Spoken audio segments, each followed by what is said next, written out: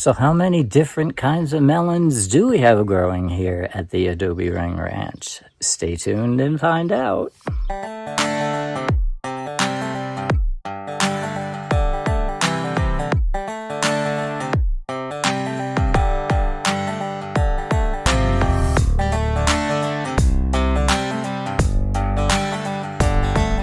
Hello everybody and welcome back to the Adobe Ring Ranch. So the big question is, how many different kinds of melons do we have growing here at the Adobe Ring Ranch? The answer would be 3. We've got cantaloupe growing, we've got honeydew growing, and we also have watermelon growing. Now, of those 3 different types of melons, we do have a couple of different varieties. So I'm going to take you for a quick little spin around and show you what we've got going on here, and point out a few of the different types and how they're doing and how they're looking. Not quite harvest time yet, but I'm sure there's a few fruits that I can show you. So let me flip the camera around and we'll be right back. All right, so we're coming upon the watermelon patch. And at first glance, you're probably going to say, hey, Hugh, these plants need some water. They are wilting in the afternoon sunlight. One of the lessons learned here in the desert is not to panic when you start seeing your plants wilt in the afternoon. I am out here every morning and I water these plants. They've got plenty of moisture. It is just a normal response to the intense sun here in the desert. I guarantee you by tomorrow morning they'll be nice and plump and there will be no wilting involved. So just so you know, if you're home and you know you've watered your plants, unless it's in a pot, I would say you're good to go and check it the next day.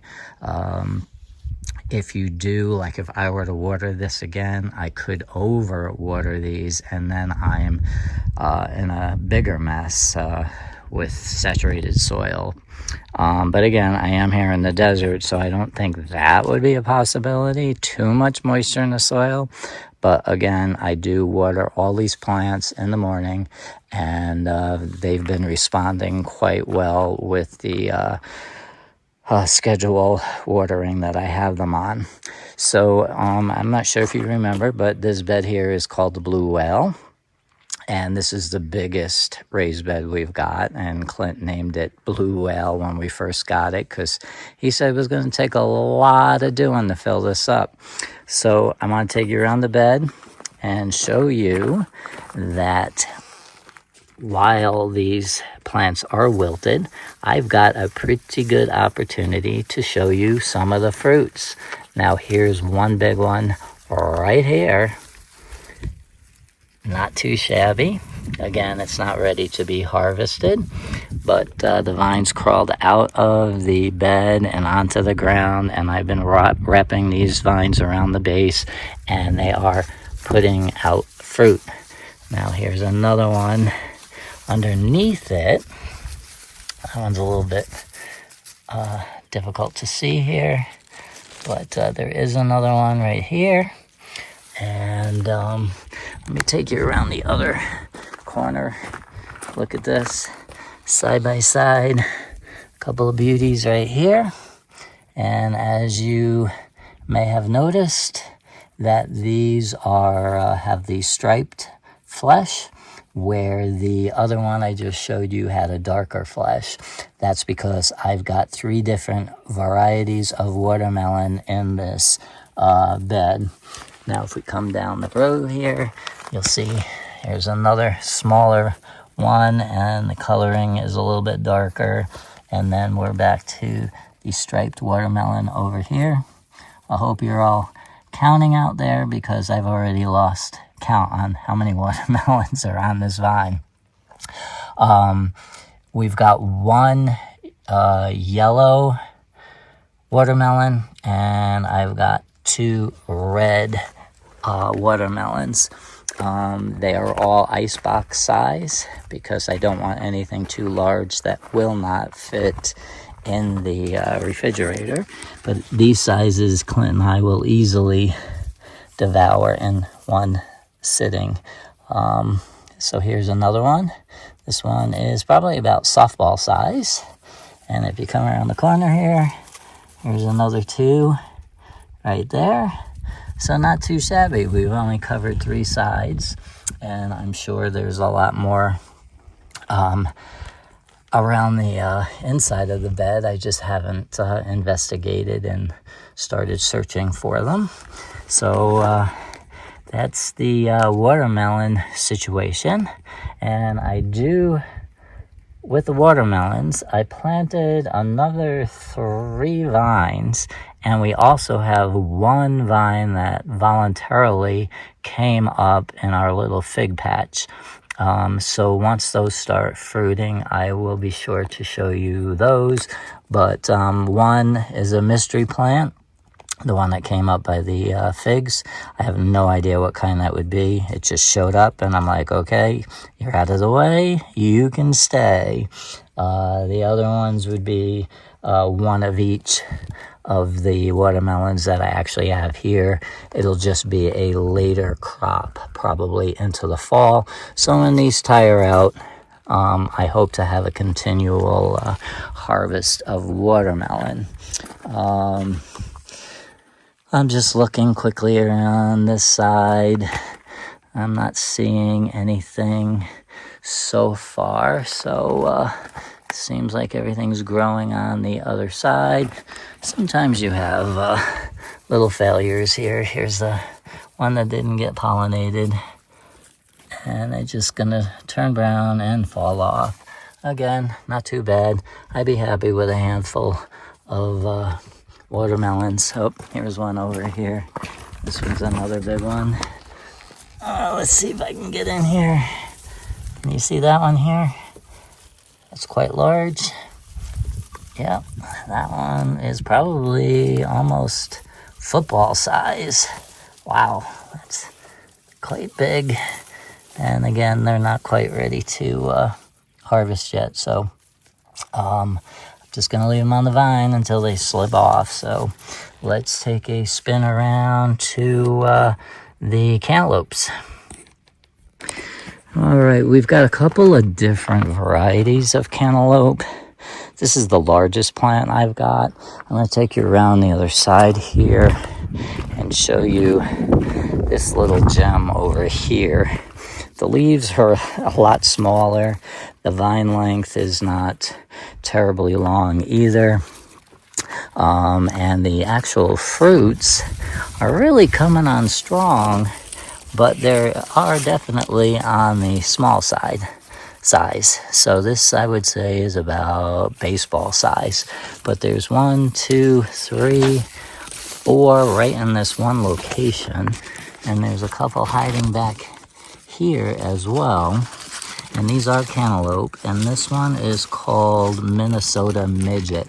So I guess it is appropriately named because these fruits are small. Everything about it seems to be on the small side.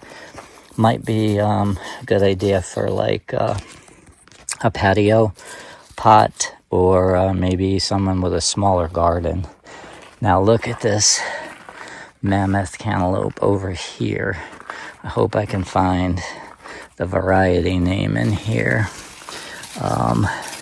This one is called Small Persian, but there's nothing small about this.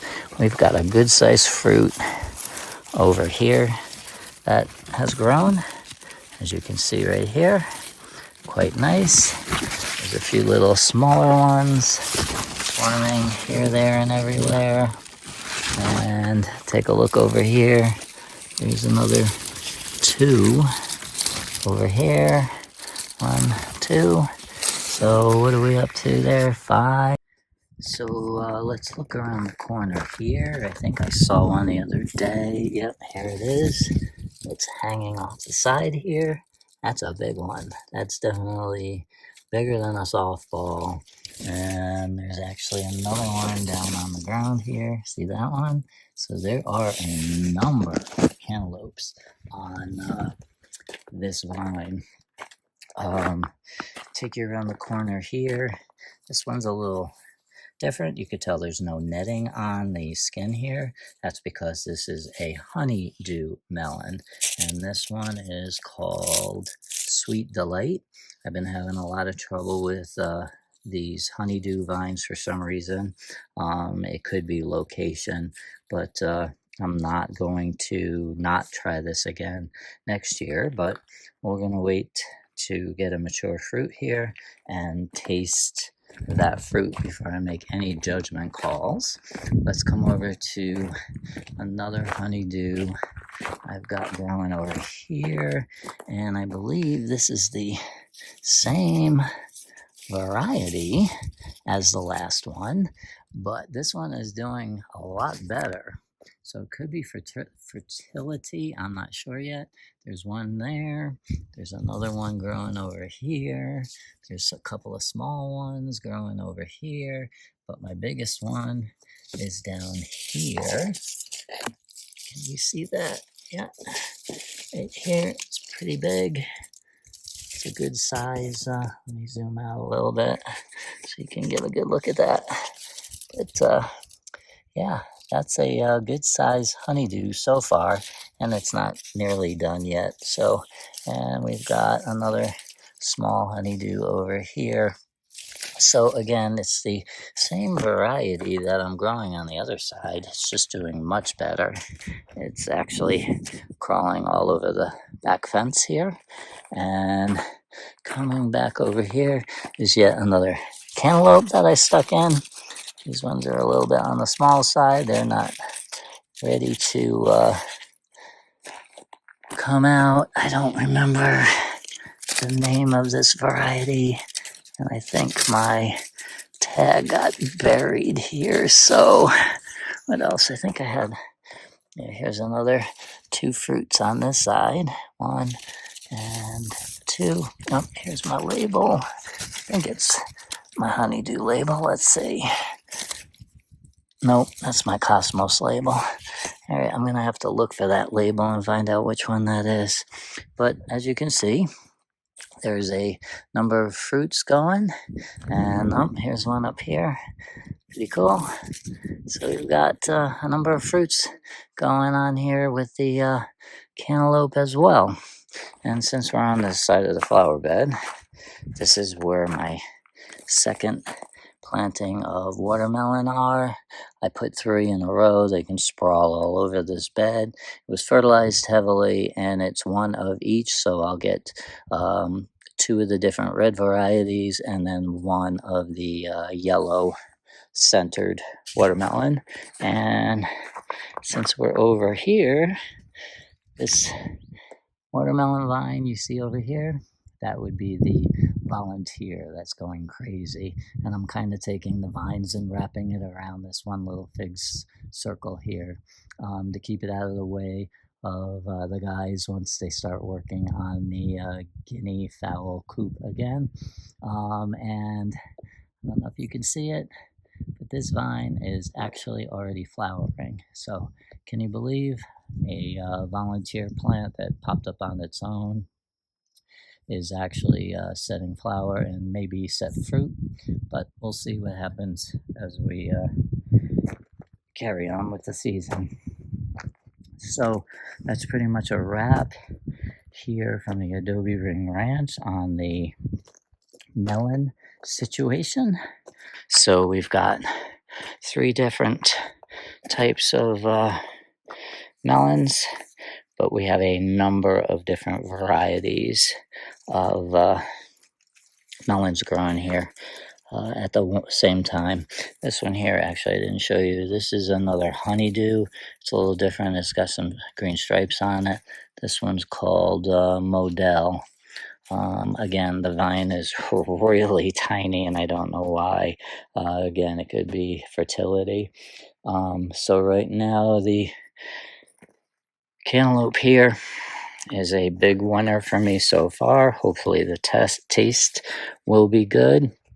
And this is the small Persian. It did get hit by a hailstorm 2 nights in a row. So I'll be cutting off these leaves. They're still giving some support to the melon production here, but I think they're looking kind of ugly, so I want to take them off. And then the other good thing would be the watermelons. Oops, sorry.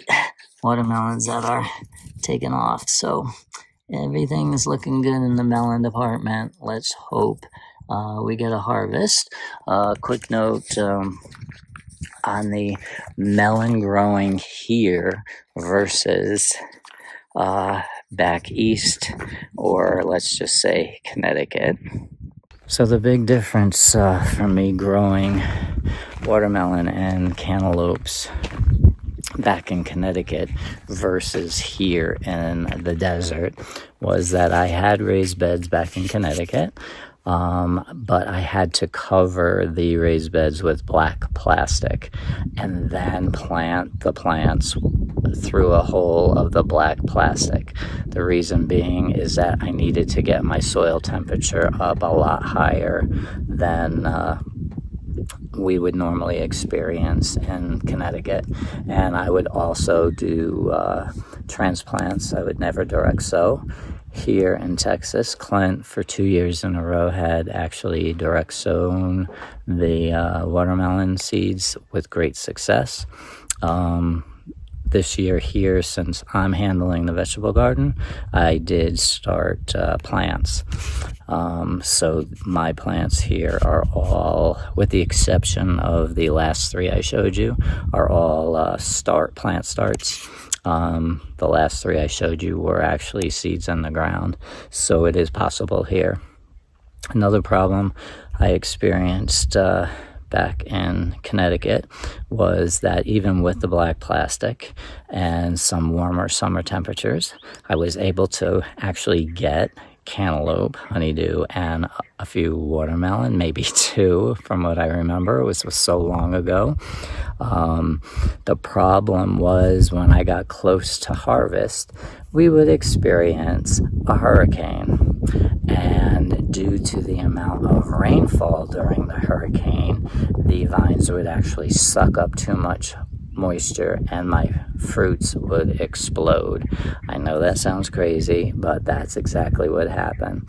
The plants would just soak up all that extra water from the hurricane rains, and I would actually get splits in my fruit and then eventually just crack open, and you know what happens from there. The bugs have a field day. So sometimes it was a little disappointing. I do remember getting a few fruits here and there, but nothing like what we're getting here in the desert. So the desert climate is definitely favorable to melon growing, but it is possible. And back in the Northeast, it's just that you just have to cross your fingers like with anything else, and hope that Mother Nature is on your side that particular year.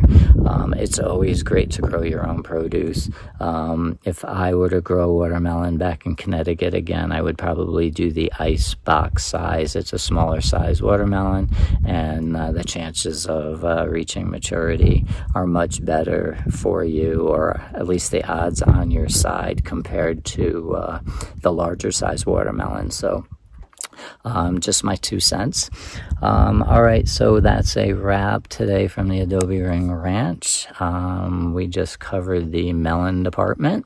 It's time for me to go check on the chickens and make sure everyone's got their feed and water and everyone's doing well. I like to do a one-on-one inspection of every single bird, but that's just how neurotic I am.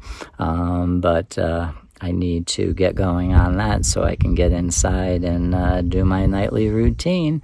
So until next time, it's goodbye from the Adobe Ring Ranch, and please stay tuned for our next video. Thanks for watching, everybody.